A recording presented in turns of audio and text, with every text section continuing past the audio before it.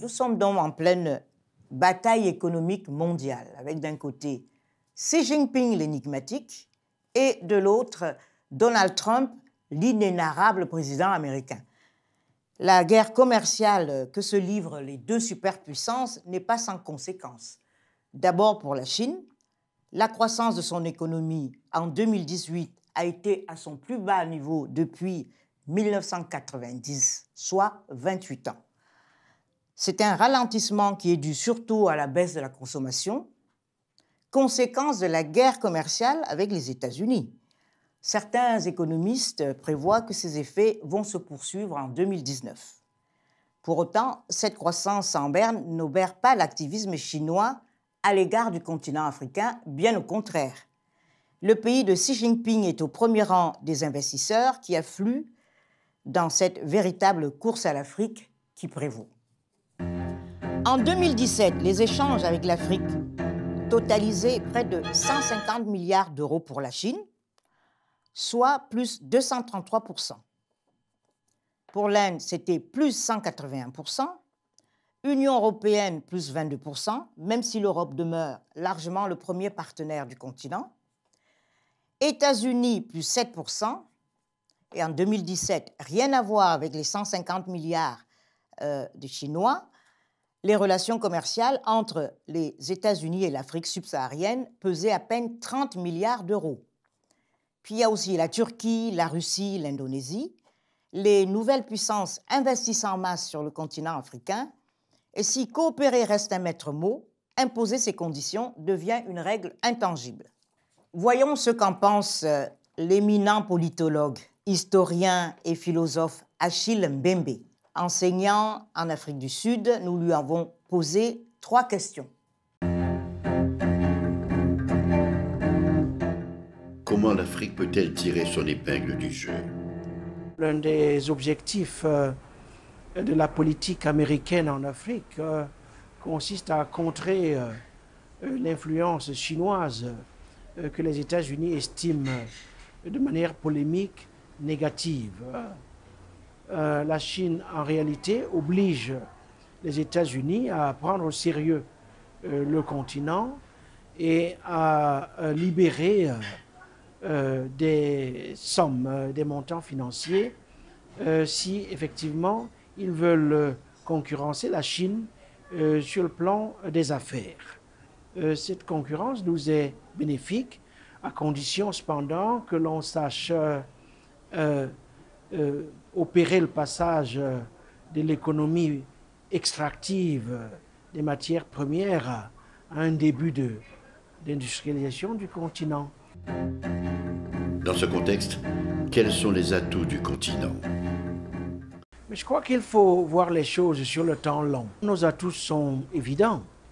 Déjà, la dimension tout à fait colossale de notre continent, qui regorge encore de matières premières, qui héberge par ailleurs un ensemble de ressources hydrauliques, énergétiques, dont l'économie de demain a besoin.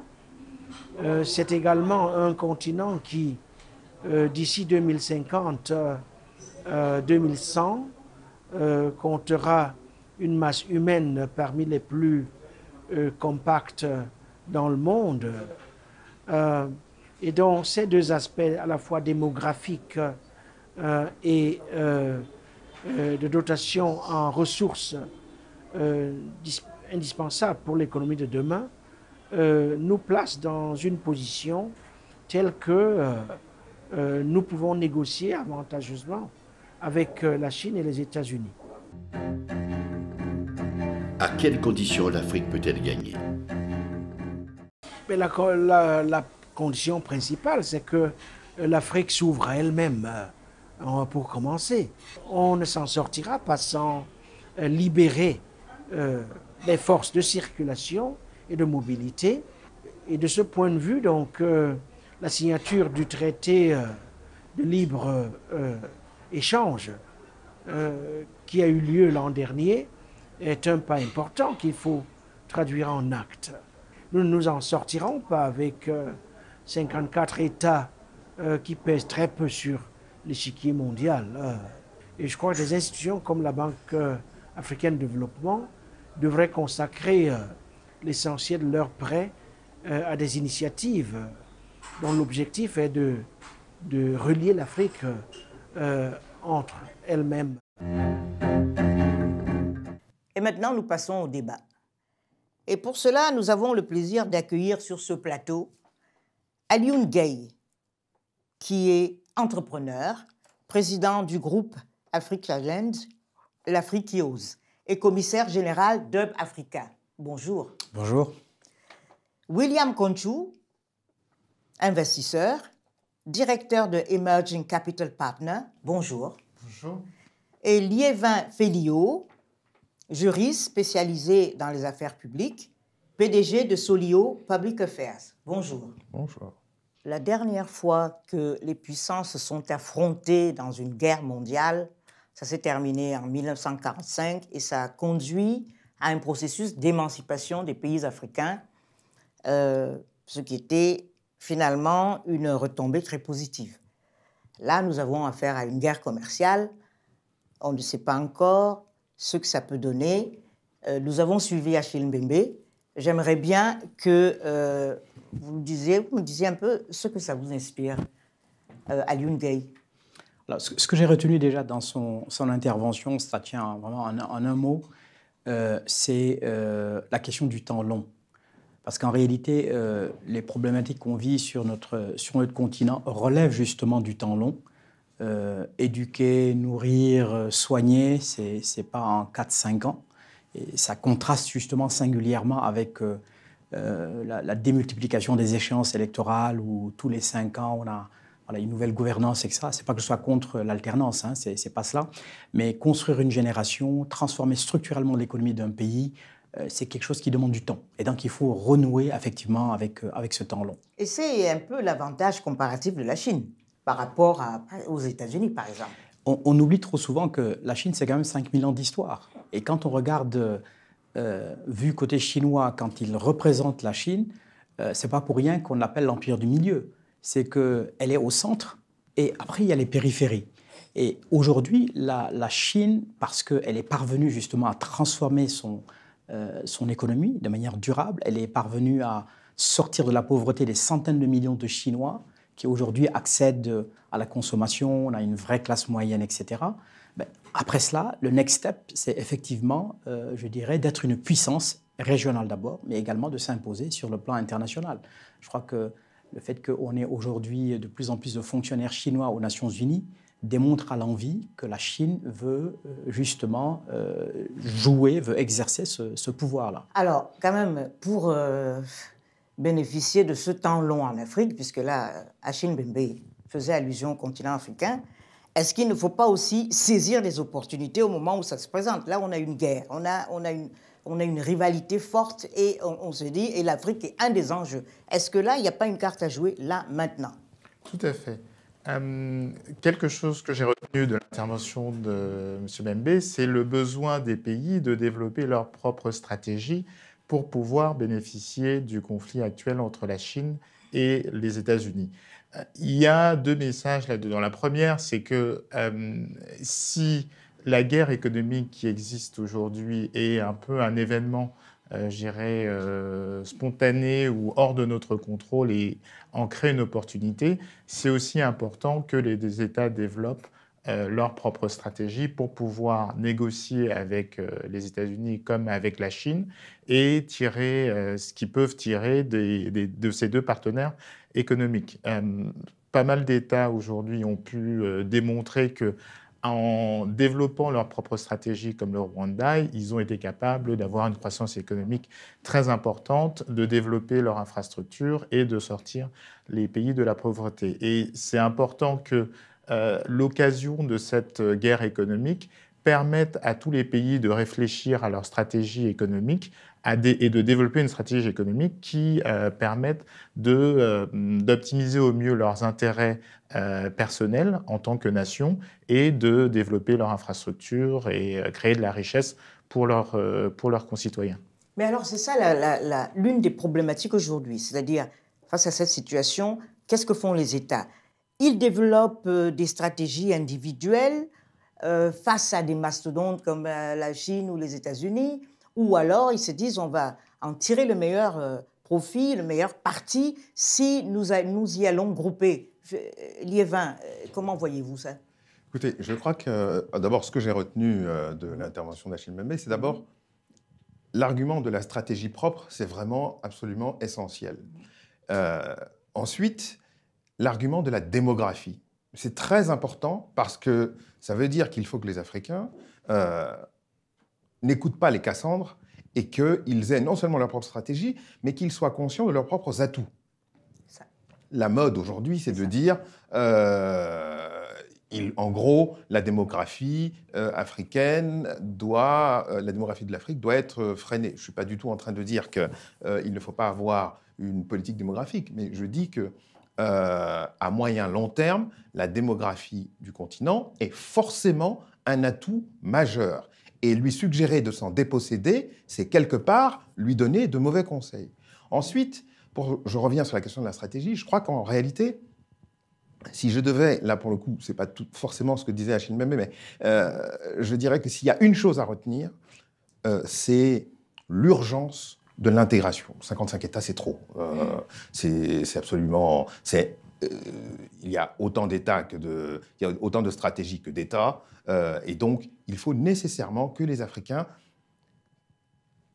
en ayant leur propre stratégie, mettent au premier rang de celle-ci l'intégration. Alors, nous avons des intégrations régionales qui se font de ci, de là, et donc ces espaces régionaux doivent être des outils pour pouvoir favoriser le développement économique.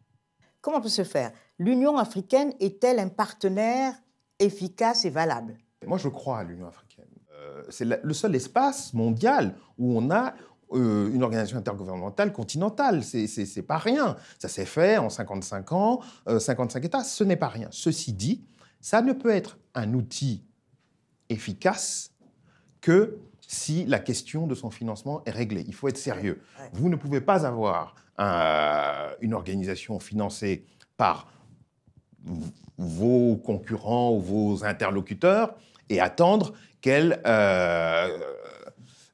puisse mettre sur la table des prétentions qui seraient écoutées. Ça, c'est sûr, mais pour le moment, on a l'impression que la tentative de trouver des financements autonomes pour le moment a échoué. Oui, mais il faut que les Africains le veuillent. Il faut savoir, d'abord, donc, si les Africains ont envie de ce développement. S'ils ont envie de ce développement, quelle est la stratégie qui est la leur? Ils ont commencé à avoir un début de stratégie qui est assez intéressante. Moi, je salue l'agenda 2063. 2063. La question, c'est comment on le finance. Bon, on trouvera à la limite les ressources pour le financer, mais qu'est-ce qu'on est prêt à abandonner et quels accords stratégiques on est prêt à bâtir pour y arriver? Quelle est la première chose à faire? Est-ce que ça ne consiste pas à déjà définir quels sont nos atouts? Je crois que la première question, encore pour revenir sur la question du temps long, c'est qu'est-ce que l'on veut, comment est-ce qu'on se projette dans l'avenir. Ce n'est pas pour faire des exercices simplement de prospective, mais je crois que c'est important de regarder quels sont les secteurs d'avenir, de regarder quelles sont les dotations factorielles dont nous avons. Voilà, c'est ça. Quels sont les secteurs pour bien d'avenir comprendre, et vers quoi voulons-nous attirer, par exemple, des investissements? Tout à fait. Et pour bien comprendre que l'avenir a besoin de l'Afrique. Ce n'est pas seulement, je dirais, la Chine et les États-Unis. C'est qu'on a d'abord des problèmes internes. D'abord un vertige démographique, il faut répondre à cela. C'est des populations qu'il faut nourrir, c'est des populations qu'il faut soigner, qu'il faut former.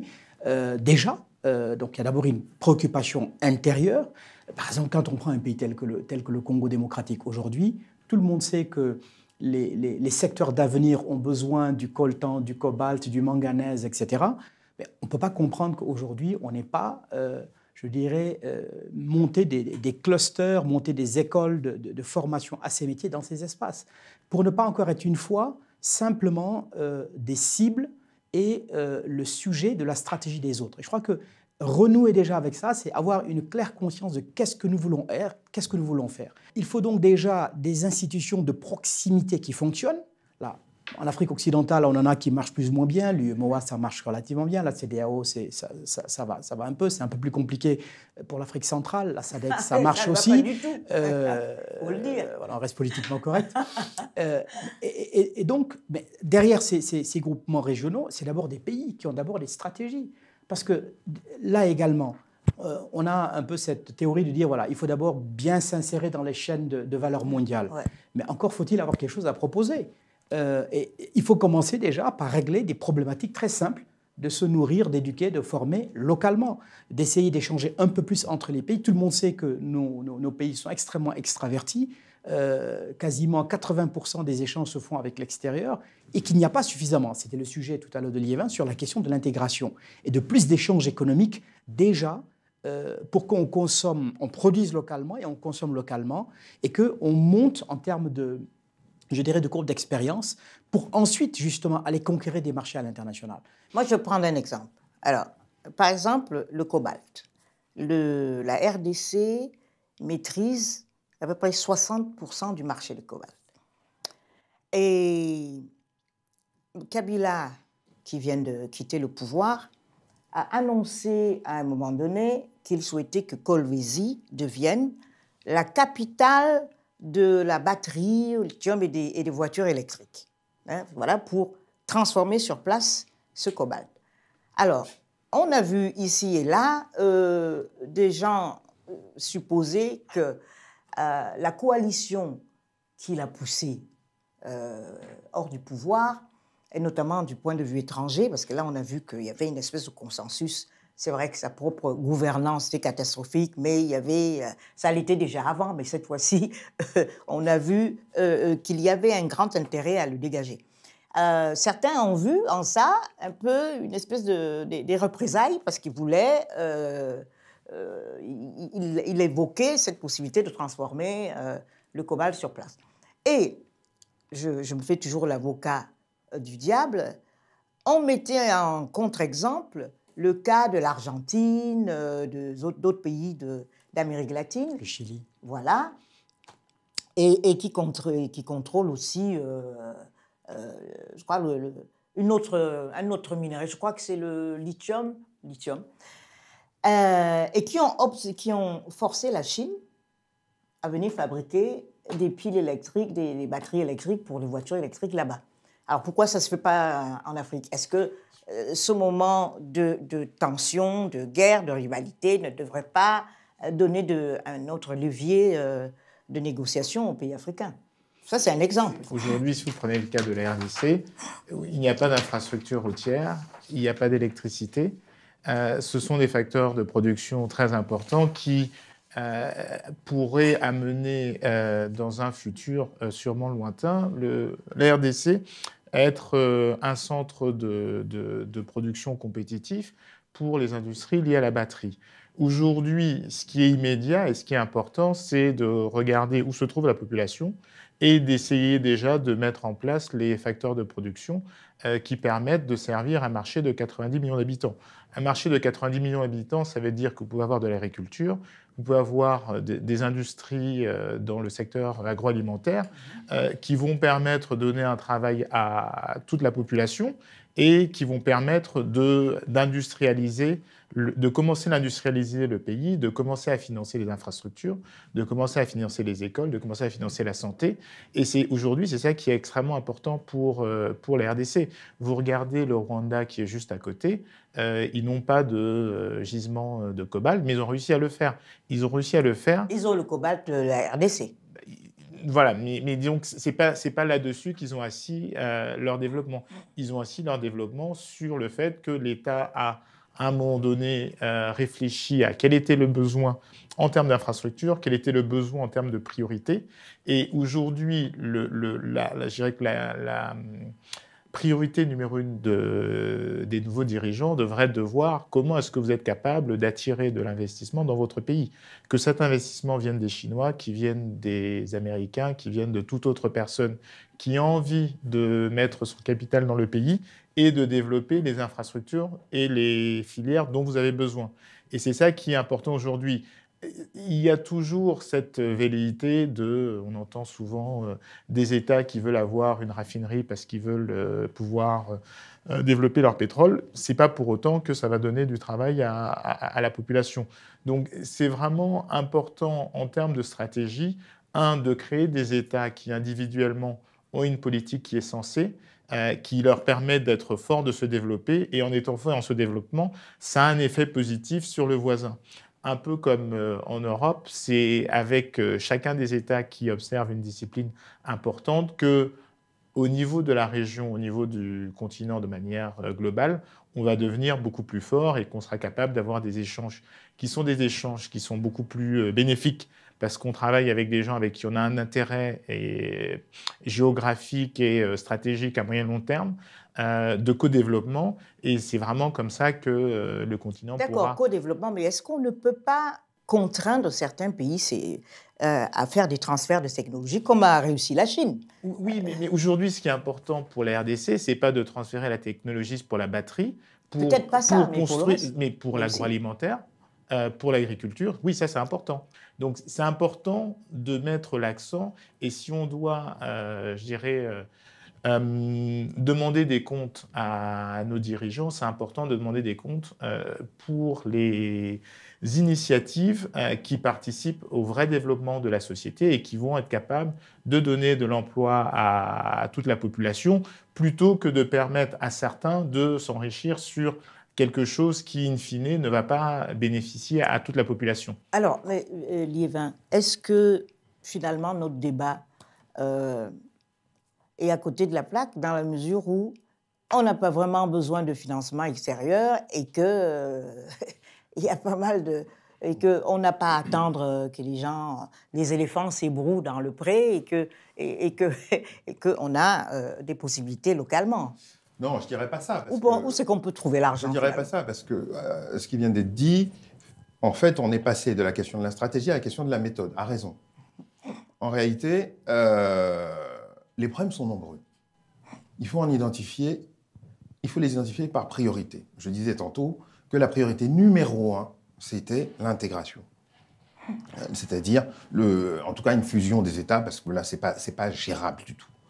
La deuxième chose, c'est, sur la question de la méthode, quels sont les besoins? Les besoins sont, en termes de chiffres, je crois que c'est la CNUSED qui disait il y a 1 ou 2 ans, que les besoins de l'Afrique pour atteindre les ODD, les objectifs de développement durable, sont de 600 milliards de dollars par an. Donc, on peut hurler à la mort parce que la Chine prête à l'Afrique et qu'elle est aujourd'hui à quasiment 100 milliards. Enfin, bon, franchement, c'est pas ça le sujet. Mais oui, en fait, est-ce que l'endettement était un vrai problème? L'endettement est un les problème. États-Unis sont très endettés aussi vis-à-vis oui, de la Chine. L'endettement. Mais on a l'air de la trouver catastrophique quand il s'agit d'Afrique, qui a besoin d'investir aussi. Comment vous vous endettez et pourquoi faire? Oui, c'est sûr, toujours. Quelle est la traçabilité? Quelle est l'affectation de la dette? Et quand vous êtes un continent qui a qui a des problèmes considérables en matière d'éducation, qui a 82% de la population n'a pas de protection sociale, vous avez des problèmes de santé publique, etc. Bon, vous êtes obligé quand même de prioriser et de vous dire que la pauvreté, est un objectif central. Mais pour atteindre l'objectif qui est de lutter contre la pauvreté, vous devez trouver de l'argent. Et pour trouver cet argent, dont vous avez donc désormais une idée, disons, soit vous vous endettez auprès de ceux qui feront de vous comment on va dire ça? Leurs obligés. Naturellement. Leurs vassaux. Leurs états clients. Soit vous vous endettez auprès d'autres acteurs qui, dans tous les cas, exerceront aussi une pression sur vous. Et là, une des solutions, parce que vous avez dit tout à l'heure que l'idée, c'était d'apporter des solutions, se pose la question de la diaspora. Aujourd'hui, la diaspora, c'est un peu plus de 65 milliards de dollars d'envois qui sont déjà une réalité. Et personne ne parle de l'épargne de la diaspora. Le Nigeria a fait un diaspora bond, je crois que c'était l'année dernière, a levé, je crois, 300 millions de dollars, de façon pas très compliquée. Et donc, la diaspora constitue une ressource absolument majeure en termes de financement. Songez que, à la fin de l'année dernière, la BAD a organisé un forum sur les investissements en Afrique du Sud. La diaspora, personne n'en parle. On ne parle que des acteurs occidentaux, de la Chine, etc. C'est une ressource ignorée. Oui, mais est-ce que c'est si ignoré? C'est peut-être volontairement ignoré, mais en tout état de cause, il faut que les Africains, en tout cas les dirigeants africains, intègrent l'idée que la diaspora africaine dans le monde peut être un relais, mais pour mobiliser ces ressources, naturellement, il faut des conditions. Mais... Et c'est clair. Alors, ce sera le mot de la fin pour chacun, dont la Chine, les États-Unis, bagarre commerciale. Mais qu'est-ce que vous avez envie de dire comme, je dirais, ce qu'il faut retenir ou un point important par rapport à ce sujet, juste au moment de clore le débat? Alioune? Moi, le premier point, c'est déjà d'avoir une stratégie qui soit claire. Stratégie. Les secteurs dans lesquels on veut investir. Voilà, les secteurs. L'argent ne manque pas. Voilà. Mais quand la stratégie est claire, donc je pense que les différents acteurs nationaux ou internationaux viendront investir, mais en ayant clairement en tête d'avoir une approche qui est une approche d'écosystème. Tout à l'heure, vous évoquez le cas du Congo démocratique. C'est pas de mettre des investissements complètement isolés, sans intégration les unes les autres. Quand on regarde aujourd'hui le développement de l'industrie automobile, ça a été à Kaduna. Pourquoi ça n'a pas marché? Pourquoi aujourd'hui ça marche au Maroc? C'est une approche d'écosystème. Et je crois que ça, c'est un des points qui est important, d'avoir une approche holistique des secteurs. Tout à fait. Voilà, créer des filières aussi, peut-être. William? Moi, je pense que c'est important aujourd'hui que les États africains et les populations africaines apprennent de la Chine. Il y a 40 ans, la Chine était un pays où le PNB par habitant était pratiquement le même que celui de l'Afrique. Et aujourd'hui, la Chine, on en est à parler d'un débat où la genèse de notre débat, c'est la concurrence entre la Chine et les États-Unis. Absolument. Ouais. Ce qui est important de voir à travers ce développement, c'est le fait, et je reviens à ce que disait Alioune, que la Chine a su centrer son développement par rapport à son besoin. Aujourd'hui, le premier atout de la Chine, c'est le fait d'avoir un marché intérieur qui est un marché intérieur puissant et qui intéresse suffisamment tous les pays, que ce soit les États-Unis ou l'Europe, et qui leur a permis de leur donner un atout en termes de négociation pour effectuer ce transfert, et ce transfert de technologie, ce transfert de savoir-faire. Apprendre de la Chine, c'est aussi l'intégration. C'est une nation, alors que l'Afrique en a 54. C'est bien l'un des soucis que nous avons et qu'a exprimé Liévin. Moi, je dirais que la priorité, ce serait quand même, s'il y a une chose qui serait fondamentale, c'est la confiance en soi. Et que les Africains, en tout cas, pour travailler sur ces sujets, quand même, ont un vrai déficit de confiance en eux. Alors évidemment, c'est à des degrés divers, soit vous êtes francophone, anglophone, que vous avez été colonisé, pas colonisé, etc. Enfin bon, il y a un vrai sujet en termes de confiance en soi, et ça commence pratiquement par une capacité à se doter d'outils propres pour se penser. Ça veut dire qu'aujourd'hui, quand vous parlez Afrique, vous êtes obligé de vous référer à des rapports qui ne sont jamais des rapports africains. Jamais. Alors, il y a eu, il y a quelques mois, le RASA, le rapport alternatif sur l'Afrique, qui est sorti. Personne n'en a parlé d'ailleurs. C'est un élément très important parce qu'il est essentiel d'avoir une idée de ce que les Africains pensent d'eux-mêmes. Alors après, il faut en faire quelque chose d'un peu exécutif. Mais enfin bon, s'il y a une chose sur laquelle j'insisterai, c'est cette confiance en soi, et donc à produire, à avoir des outils qui soient propres, et donc à se mettre en capacité de se penser soi-même, et donc de penser l'avenir pour soi. Voilà, merci. Nous allons arrêter là ce débat. Je crois qu'on a dégagé quelques pistes intéressantes.